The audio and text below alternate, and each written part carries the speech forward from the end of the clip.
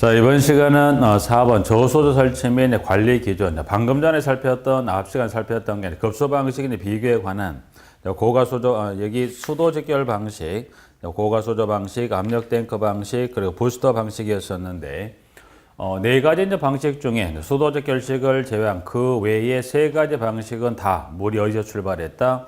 저수조로부터 물이 출발을 했습니다. 그래서 이제 보면 저수조 설치 기준 관련한 부분의 내용을 잠깐 일단 그래서 먼저 저수조는 먼저 설치 기준 이와 같은 기준에 따라 저수조를 설치합니다라고 해서 설치 기준에 관한 부분을 잠깐 보겠습니다. 그래서 일단 지금 설명드린 것은 공동택 지하에 일정 공간에 일정 재료를 가지고 저수조를 설치한다 생각하시면 되는데 1번 저수조 매너는 건축물의 천장 및 보등으로부터 100cm 이상 떨어지며 그 밖의 부분은 60cm 이상의 간격을 자, 이게 이제 공동주택의 지하 1층에 천정 슬라브라고 보죠. 슬라브라고 봅니다. 자, 그렇다면 이게 이제 보면 공단의 모양은 똑같지는 않습니다만 뭐 설계도상의 거의 설계도상의 그림하고 실제 그림하고 좀 차이는 있습니다. 그래서 그걸 한번 이해를 좀 돕기 위해서 그리는 거니까 좀 이해를 하시면서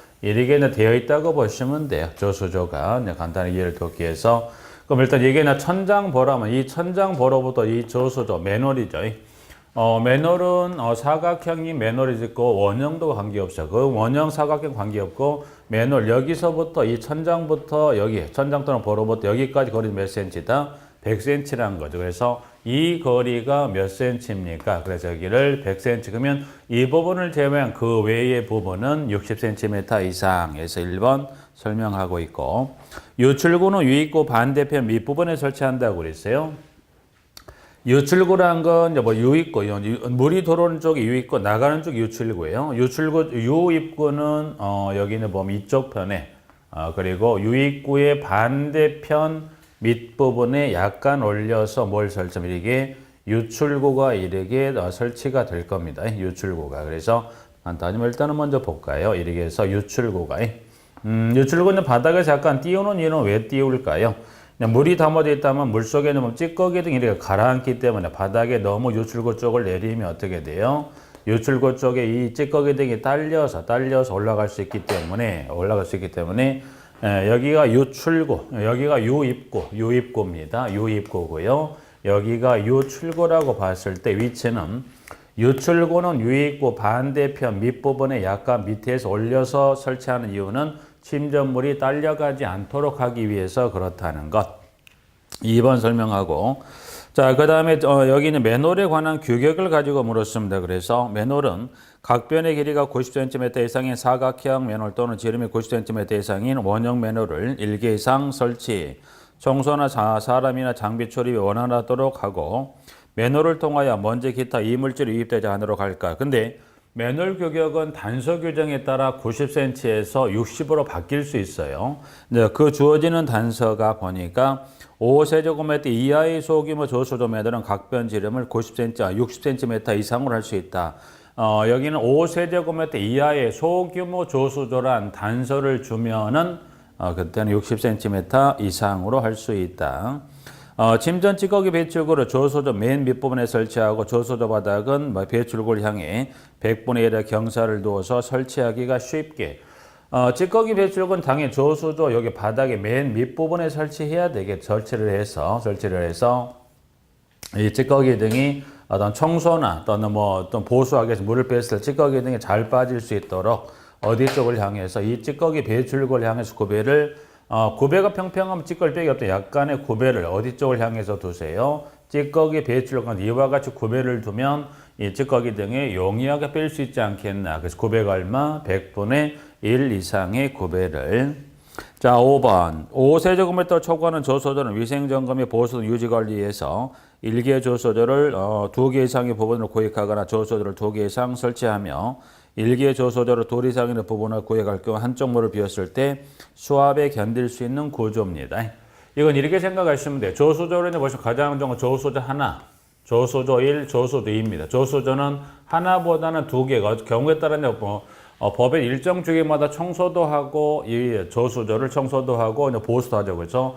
여기는 보시면 밑에 있는 이렇게 밸브로 연결하면 되겠죠. 밸브로 여기를 연결을 해내서 이쪽 조소조 1번, 조소 2라고 했을 때 2번을 청소할 때 1번으로, 1번 청소할 때 2번. 그 역할을 반대로 바꿔가면 되죠.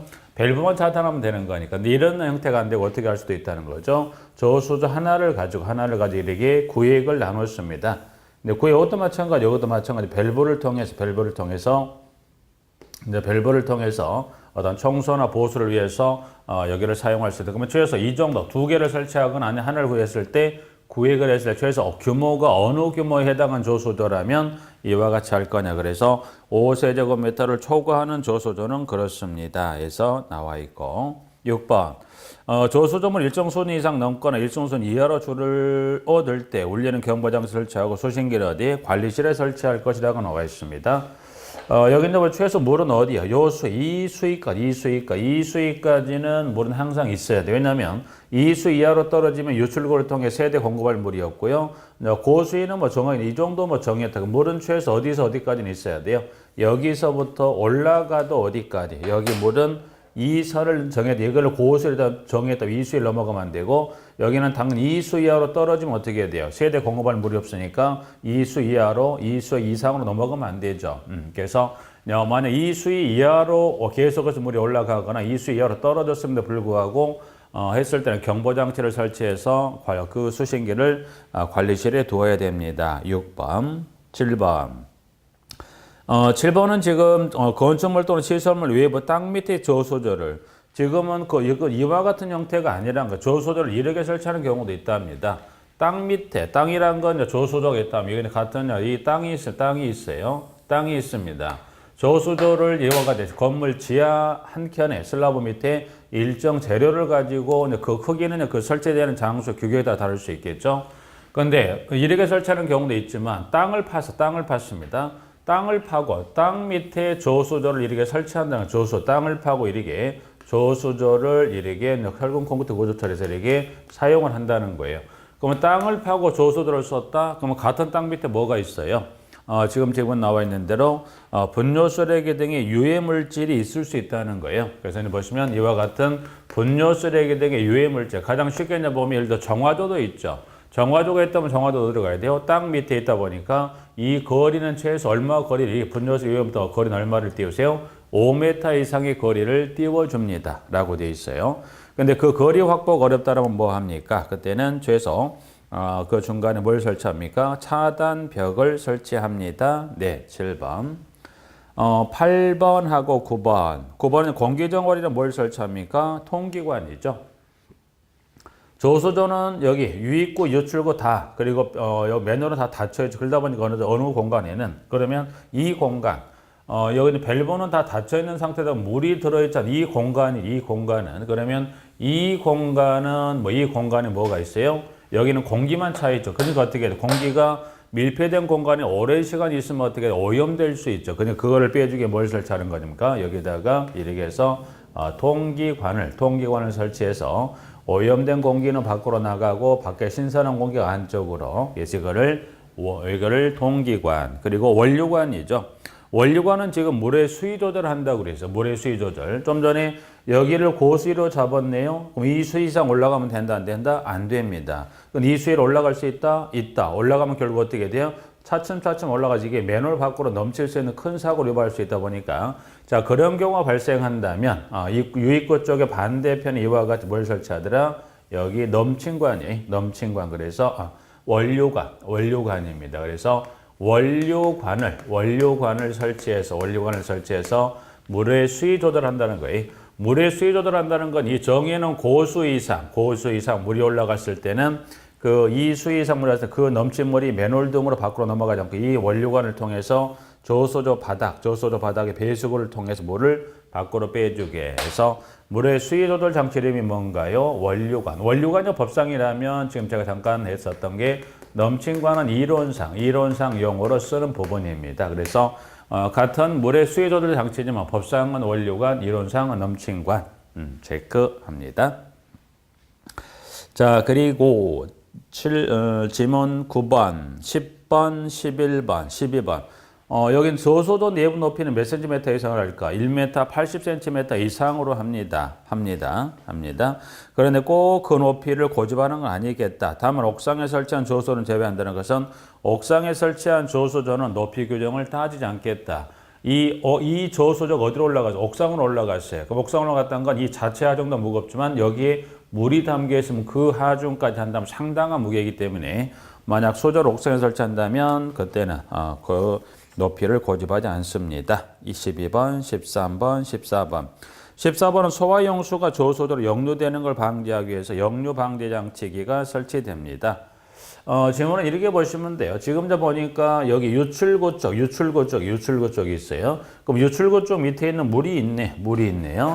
유출구 쪽에 밑에 물이 담아져 있어요. 그럼 이 물은 언제 쓰려고 담아놨죠? 이 수이하로 따지면 먹을 물은 아니란 이야기인데, 그래서 밑에 있는 보니까 급수가 유출구 쪽에, 즉 급수가 밑으로 관이 하나 더 있어요. 관이 하나 더 있어가지고 이 관은 무슨 말이냐?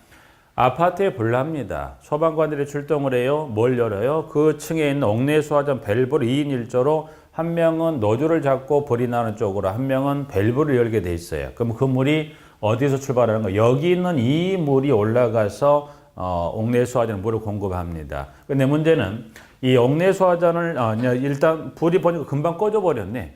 열심히 달려갔던 물이 불이 다 꺼졌네. 나는 갈래 해서 다시 가서 이 물이 올라갔던 물이 다시 이 저수조로 역류하는 걸 막기 위해서 무슨 장치를 설치합니까? 그래서 역류 방지 장치입니다. 그래서 이거를 역류 방지 장치라 합니다. 그래서 역류 방지 장치 나와 있습니다. 여기는 물론 저수조 물도 지저분하지만 이 소화용수를 공급한 이 관은 예를 들어서 아파트가 사용검사 후 입주했어요. 3년 동안 불이 한 번도 안 났어요. 그럼 3년 동안 이 소화용수가 내에 있는 물은 고였다. 3년 동안 이 관내에 고였다는 건 물이 썩어버렸다는 거죠.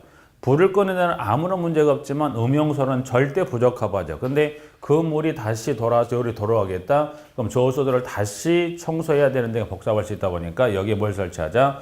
역류 방지 장치를 설치해서 소화용수가 저도 역류되는 걸 뭐하자? 막아주자는 겁니다. 설치 규정 정리했습니다. 14번 정리했고, 이제 설치해서 뭐 해야 되고, 설치 끝났네요.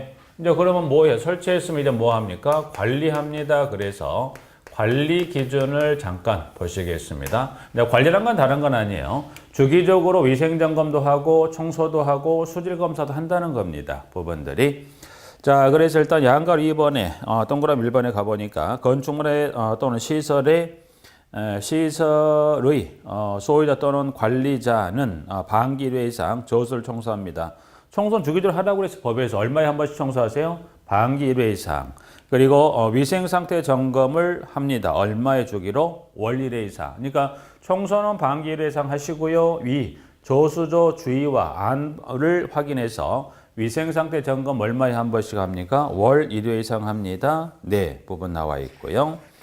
자, 그러면 위생점검은 뭐 할까요? 10가지 체크리스트를 법에 정해놨어요. 그래서 348페이지 가시면 위생상태 월 이상 실시된 저수조 위생점검은 348페이지 가시면 1번에 저수조 주위 상태에서부터 6번 저수조 그 본체 또는 말을 놓고 봤을 때 1번의 저수조 주위 상태부터 해서 6번 원료관 통기관의 상태까지 하고 이제 저수조 안쪽에 그럼 일단 저수조 위생점검은 저수조 주위부터 저수조 바깥쪽 일련의 시설 장치를 확인하지만 저수조 이 안도 확인해야 되겠죠. 그럼 안에는 몇 가지를 월 1회 점검할 거냐 그래서 냄새, 맛, 색도, 탁도죠. 물에서 냄새 나면 못 먹죠. 색깔이 좀 이상해요. 그것도 문제가 있어요. 색도, 그 다음에 탁도, 물이 너무 흐려요. 그래서 저수조 안쪽은 한 4가지를, 바깥쪽은 한 6가지를, 그래서 10가지에 대한 체크리스트에 따라서 우측에 OX로 표시를 월 1회 이상 하게 되어 있습니다. 자, 우측에 2번, 3번. 자, 3번은 1mm에 따라 청소, 1mm에 따라 청소입니다. 1에 따라 청소를 하든 2에 따라 청소를 하든 청소를 하는 경우 청소에 사용된 약품이 있겠죠. 청소라는 건 물로만 하는 거 아닙니다. 이런 이끼 등이 있기 때문에 물론 한번 고압 세척기로 쏘아서 그걸 떨어뜨리지만 약품을 통해서 한번 청소를 하게 되고 다시 그 약품을 씻어내는 절차를 하지만 그러나 사람이 먹는 물을 담는 수도다 보니까 약품을 인해서 규정에 수질 기준이 초과되지 않는지를 확인해야 돼. 그래서 저소조를 청소 후에 저소조에 물을 채운 다음 기준에 충족하는 여부를 점검합니다. 그래서 세 가지를 체크하라고 그랬어요. 잔류염소는 리터당 0.1 이상 4.0을 넘지 않아 이하가 돼야 되고요. 수소이온 농도는 5.8 이상 8.5 이하를, 탁도는 1NTU 이하가 되게끔. 그리고 여기는 일단 청소도 하고 위생 상태 점검도 하지만 위생 상태도 매월 월일에 정하지만 수질 검사해야 돼요. 어디 있는 물을 가지고 이 저수 요 물, 이 물이 과연 깨끗한지 안 하는지 뭣도 하자는 거예요. 수질 검사도 하자는 거예요. 그래서 주기는 밑에 이제 가보니까 수질 검사는 동그라미 4번에 첫 번째 줄입니다. 매년 마지막 검사일로부터 1년 이내 1회 이상 소드물의 안전한 관리를 위해서 수질 검사를 합니다. 네. 시료 채취는 어떻게 합니까? 저소조는 해당 소조에 가장 가까운입니다. 여기는 물론 소독꼭지가 이제 저소조로부터 거리가 멀어지면 멀어질수록 어떻게 돼요? 저수조 물이 아무리 깨끗하다 하더라도 이 급수관의 오염원에 의해서 물이 오염될 수 있기 때문에 가능하면 저수조의 물을 제수하거나 가장 가까운 저소조에 설치되어 있는 수도꼭지 중에서 가장 가까운 수도꼭지가 오염에 노출될 확률이 적죠. 그래서 가장 가까운 수도꼭지에 제수합니다. 네. 수질 검사 항목은 탁도, 수소이온 농도, 잔류염소, 일반 세균, 초용대장균군, 분원성 대장균군 또는 대장균이다 해서 이 항목을 공인기관에 의뢰해서 검출, 불검출, 기준 초과 그런 거 확인하겠죠. 그래서 질문에 5번, 6번 나와 있고요. 7번, 8번. 8번은 이제 보면 그 보관의 기록만 잠깐 볼까요?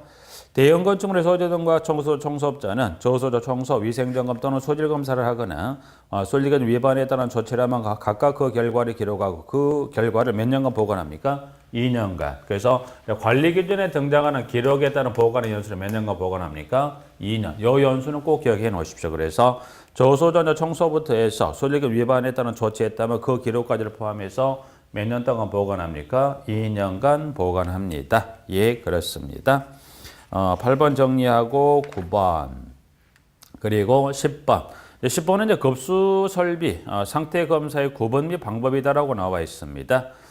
여기는 저수조 급수 여기서 지금 봤던 건 이 저수조 설치와 관리 기준을 봤어요. 그러면 여기서 이제 벌써 밑에 나와 있는 급수 설비 상태의 구분 및 방법이란 건 아파트 급수관입니다. 그래서 여기는 하나 더 볼 것은 그럼 아파트 급수관. 중요한 건 저소조도 깨끗이 청소를 하고 관리를 잘 했습니다. 그런데 여기 이제 출발했던 분이 급수관을 통해서 우리 집에 오죠. 그래서 여기서 볼 것은 이 아파트 관련해서 아파트 요 급수관에도 한번 체크해 봐야 되지 않겠냐. 그래서 밑에 이제 보면 아파트 급수관에 이제 실제 일반 검사가 있어요. 그러면 요 급수관에 대한 건 무슨 검사가 있다? 일반 검사가 있습니다. 일반 검사. 일반 검사는 지금 보니까 이제 그 중에서 기초검사와 급수관 내 정체수 수질 검사 있어요. 그래서 이 급수관 내 일반 검사 중에서는 하나만 보시면 될 것 같아요. 그래서 그 중에 급수관 내 정체수, 정체수라는 건 그 급수관 내에 머물러 있는 물이죠. 그 정체수에 대한 수질 검사. 그래서 여기는 정체수에 대해서 뭐 하자? 수질 검사는 지금 이제 보니까 탁도부터 아연까지 나왔는데 그럼 이것도 시료 채취를 해야 되지 않겠냐? 그럼 이 일반 검사를 하려면 이 정체 수질 검사를 결국 물을 급수관에 있는 물을 가져다가 정체전 수질 검사할 건데 물은 어떻게 여기도 가져갈 거야? 그래 봤더니 건물 내 임의의 수도 내행 수도꼭지 하나 이상에서 물 1리터를 채취한답니다. 그래서 검사 항목은 탁도 1NT 이하에서부터 수소이온 농도 5.8에서 8.5 이하, 색도 5도 이하, 철 0.3, 납 0.01, 구리 1, 아연 3. 그래서 여기는 두 가지. 정체수는 지금 시료 채취 두 가지 기억하셔야 돼요. 시료 채취는 어떻게 할 거냐? 그래서 시료를 채취하는 거예요. 그래서 시료 채취는 어떻게 할 건지 하고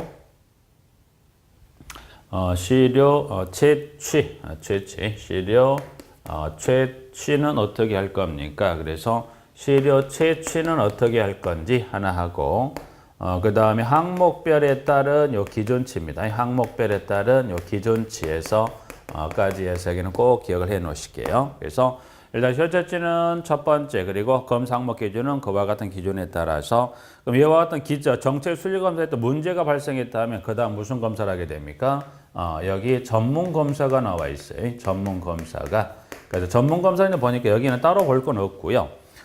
전문검사는 지금 6가지 항목에 대해 실시하게 되어 있다. 그래서 수압 측정, 내시경 관찰, 초음파 두께 특정, 유석, 유량, 외부 부식 관찰에 따른 부분이 나와 있는데 여기는 지금 수압 측정의 첫 번째 줄에 가장 높은 층, 그리고 유속도 이제 보니까 가장 높은 층의 밑줄, 그리고 유량도 가장 높은 층. 그럼 여기는 전문검사 중 6가지의 전문검사 하는데 그 중에 여기는 지문 중에 하나 기억하고 여기는 가장 높은 층 해서 여기는 이 정도만 기억해 놓으시게. 가장 높은 층에서 이제 그 6가지 측정 전문검사 현장조사 관련 전문검사 관련해서 수압 측정이나 유속이나 유량은 어디서 측정을 할 거냐? 가장 높은 층, 낮은 층, 가장 높은 층입니다. 그래서 일반 검사 관련 하나, 둘, 전문 검사 관련해서 여기는 수치가 없기 때문에 여기는 그 6가지 관련한 부분에서 3가지가 가장 높은 층이라는 것 확인할 수 있습니다. 자, 5번에 수도시설 관리에 관한 교육입니다. 교육 대상은 아파트 및 그 복리의 소유자나 관리자를 보는데 법에서는 이 수도시설 관리에 관한 교육 대상자를 양가로 단서에 따라서 누구를 관리사무소장을 그 교육 대상자로 보는 겁니다. 이제 교육 내용을 참조하시고 근로시험을 물어본 건 아니고 교육 시기만 잠깐 보죠. 자, 여기 1번 동그라미 1번에 가보니 양가 1위에 해당하는 자는 5년마다 8시간의 집합교육 또는 이에 상응하는 인터넷을 이용한 교육. 다만 최초 교육은 교육 대상자가 되느라고 몇 년 이내 받습니까? 1년 이내 받아야 됩니다. 그래서 1번의 양가 1번 정리할 수 있고요. 자, 2번 급수 설비 등에 대한 소독 등 위생 조치를 위반한 자와 조소조 청소업의 영업 정지를 받은 자는 위반 행위가 있은 날로부터 2년 이내 재교육을 받습니다. 라고 정리하고 있죠. 그래서 그리고 필요한 교육 비용은 누가 부담한다? 피교육자가 부담합니다. 까지 해서 교육에 관한 여기 교육의 수도시설 관리 교육에 관한 것은 1번의 교육 대상자와 2번의 교육 시기 이제 관련해서 1번하고 2번 정도만 좀 봐주시면 될 것 같아요. 부분들. 그래서 일단 여기까지는 어떻게 보면 이제 조수조 관련 일단 그 법에 관한 부분 여기서 이제 마무리가 됐다라고 보시면 되는 겁니다. 부분들은. 자, 6번 초고층 건물의 급수 방식은 이해만 좀 할까요? 초고층 건물. 초고층이다. 예전에 63빌딩이 이제 예전에 뭐 초고층 건물의 대표적인 건물이었던 게 63빌딩이 초고층 건물이었어요. 근데 이제는 63빌딩이 밀려났죠. 누구한테 밀려났어요? 63빌딩에 밀려버렸죠. 누구에 밀려버렸어요? 이게 63빌딩이라면 이제 누가? 롯데타워가 거의 2배 정도, 거의 2배가 훨씬 넘죠. 그래서 롯데타워가 거의 63빌딩의 거의 2배 이상이 돼버렸죠. 63빌딩이 보면 거의 일단 엘리베이터를 타고 사람 이동할 수 있는 층이 123층까지, 물론 위에 몇 개 층이 더 있긴 합니다. 그럼 일반 출입을 금지를 시켜놨으니까. 그럼 여기는 123층까지 엘리베이터 타고 나면 금방 올라가서 한 1분 정도면 가버리는 것 같아요. 그래서 여기 그 이상층은 일단 일반인 출입 금지가 돼 있기 때문에 123층까지 봤을 때 그럼 63층도 분명 이 건물 내에서 거주하는 거주라기보다는 여기 상주하는 사람들 123층도 이 건물 상주하는 사람들이 뭐가 필요해요? 여기도 물이 필요하고 여기도 물이 필요할 거예요. 물이 필요합니다. 물은 어떻게 공급할까요? 그래 봤더니 어떻게 공급해요? 그럼 여기 예를 들어서 옥상에 여기 63층에다가 커다란 고가소들을 설치해요. 그걸 설치를 해서 여기에서 물을 담아요. 이 물을 담아서 물을 하향 공급으로서 물을 공급합니다. 네. 하향으로 물을 공급하면 어떻게 해야 돼요? 내려가는 중력 가속도에서 밑에 층에 나오는 물은 여기 폭포수가 돼버릴 수 있죠.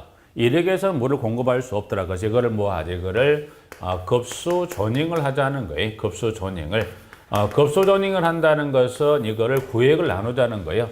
123층도 보니까 이게 너무 높아요. 그래서 이거를 한 4개로 구획을 나누자. 그래서 여기 하나, 둘, 셋, 4개로 구획을 나눠서